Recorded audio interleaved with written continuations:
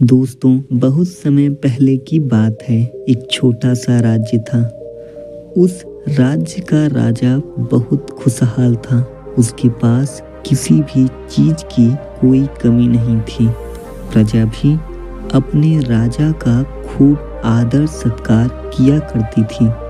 प्रजा अपने राजा से बहुत खुश थी। लेकिन आज कुछ ऐसा हुआ था जिससे राजा की नींद हराम हो चुकी थी।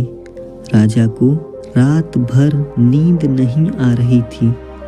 25 सालों से आज तक ऐसा कभी नहीं हुआ था। राजा के साम्राज्य पर आज तक किसी ने हमला करने का प्रयत्न तक नहीं किया था। लेकिन आज पड़ोसी राज्य ने इस छोटे से राज्य पर आक्रमण कर दिया है और आज राजा को अपने 25 साल पहले की वह दिन याद आने लगे जब वह राजा ना होकर केवल एक सेनापति था और वह अपनी राजा की आज्ञा का पालन करते हुए युद्ध की तैयारी कर रहा था। लेकिन उस वक्त उसके मन में कोई भी शंका न थी। किसी चीज का निर्णय नहीं लेना था, इसलिए वह चैन से उन चीजों की तैयारी में जुटा था। राजा बहुत दुविधा में था।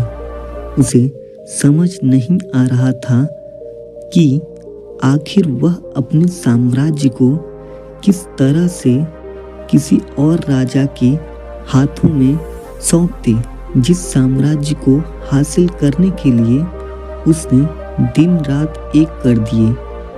कई लोगों को धोखा दिया, कई लोगों को पीड़ा दी, कई लोगों को कष्ट दिया, कई प्रकार की राजनीति रची, कई प्रकार के षड्यंत्र रचे।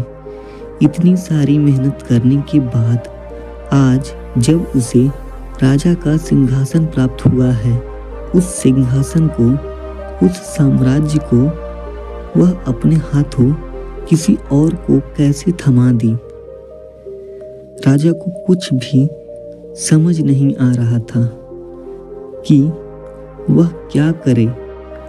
वह बहुत चिंतित था, परेशान था, करवटें बदल रहा था, लेकिन उसे कोई तरीका सूझ ही नहीं रहा था।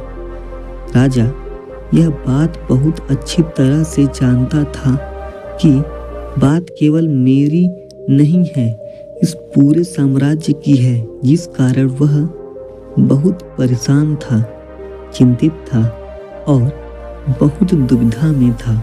उसके पास बहुत कम समय बचा हुआ था।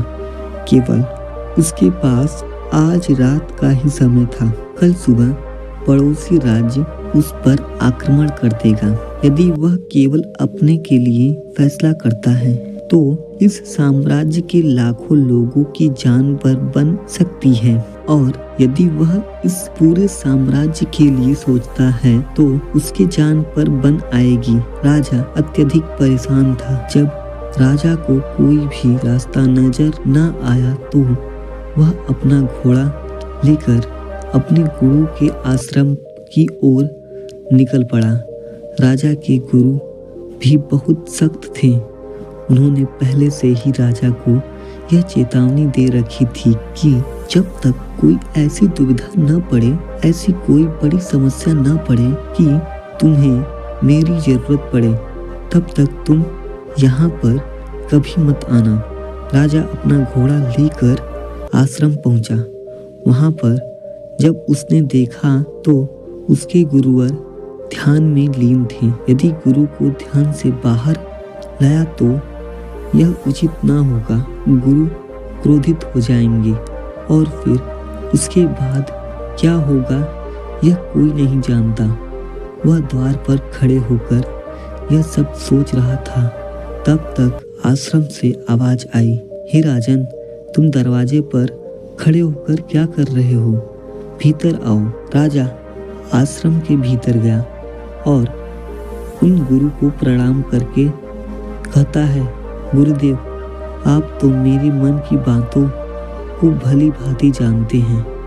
आपको यह भी पता होगा कि आज मैं क्यों यहाँ पर आया हूँ और किस बात से मैं चिंतित हूँ। चिंता के कारण मुझे नींद ही नहीं आ रही है।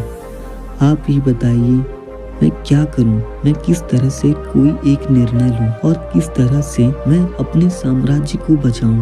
राजा की यह बात सुनकर कुलगुरु मुस्कुराने लगे और राजा से कहते हैं, हे राजन, हर इंसान के दो मन होते हैं। एक मन उसे कोई काम करने के लिए प्रेरित करता है तो दूसरा मन उसी काम को टालने का प्रयास करता है, और इन्हीं दोनों मन के बीच में हम फंसे रह जाते हैं। हम किसी तरह से निर्णय नहीं ले पाते, हम किसी एक दिशा की तरफ नहीं बढ़ पाते, और ऐसे समय पर हमारे मन में सवाल उत्पन्न होने लगता है, जो फैसला मैं ले रहा हूँ क्या वह सही है या फिर गलत है? तो मैं तुम्हें यह बता देना चाहता हूँ कि कोई भी फैसला गलत या सही नहीं होता है। अगर तुम कोई भी फैसला लेते हो और बाद में वो गलत साबित होता है तो उसमें भी तुम्हारा ही फायदा है।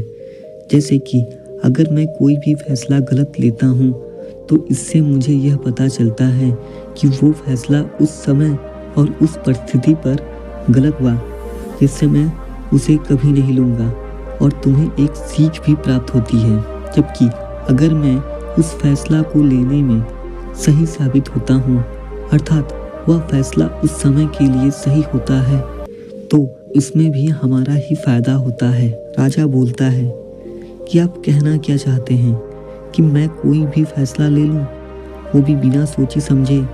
इसमें मेरा ही नहीं, पूरे साम्राज्य का फैसला है। मैं पूरे साम्राज्य को संकट में नहीं डाल सकता। गुरुवर बोलते हैं, मैं ऐसा कब कह रहा हूँ कि तुम पूरे साम्राज्य को संकट में डालो? मैं तो सिर्फ ये कह रहा हूँ कि तुम अपने साम्राज्य और कल के युद्ध के बारे में सोचो, और अत्यधिक सोचो, क्योंकि बुद्धि जब किसी प्रश्न को लेकर सोचती है तो उसका हल अवश्य ही निकाल लेती है। राजा गुरुवर से पूछता है, सिर्फ मुझे आप इतना बता दीजिए कि कल का युद्ध मुझे लड़ना चाहिए या नहीं लड़ना चाहिए? गुरुवर बोलते हैं, राजन, भले ही तुम्हारी सेना बहुत ही छोटी है और पड़ोसी राज्य की सेना बहुत ही विशाल है। अगर तुम सही रणनीति से कल लड़ोगे तो अवश्य ही तुम्हें जीत प्राप्त होगी और तुम अपने साम्राज्य को पड़ोसी राजा से बचा सकती हो। राजा समझ गया कि कल मुझे युद्ध लड़ना है और सही रणनीति से लड़ना है। अगर मैं सही रणनीति से लड़ूंगा तो मैं कल अवश्य ही इस युद्ध को जीत जाऊंगा और अपने साम्राज्य को बचा लूंगा। वह तुरंत ही अपने महल को जाता है और सेनापति से कहता है, सेनापति, तुम सभी सिपाहियों को तैयार कर लो, सभी हथियारों को तैयार कर लो, हमें कल का युद्ध लड़ना ही चाहिए और हम लड़ेंगे। और राजा ने कई सारी रणनीतियों पर अच्छे तरीके से काम किया। कल का युद्ध हुआ और युद्ध बहुत ही घमासान हुआ। हालांकि इस राज्य की सेना बहुत ही कम थी, लेकिन राजा की सही रणनीतियों के कारण, राजा की सही नीतियों के कारण आखिरकार राजा ने इस युद्ध को जीत ही लिया।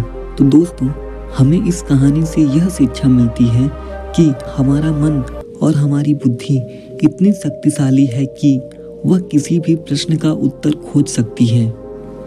और दूसरी शिक्षा इस कहानी से यह मिलती है कि कोई भी फैसला कभी भी गलत या सही नहीं होता है, क्योंकि सभी लोगों के देखने का नजरिया अलग अलग होता है।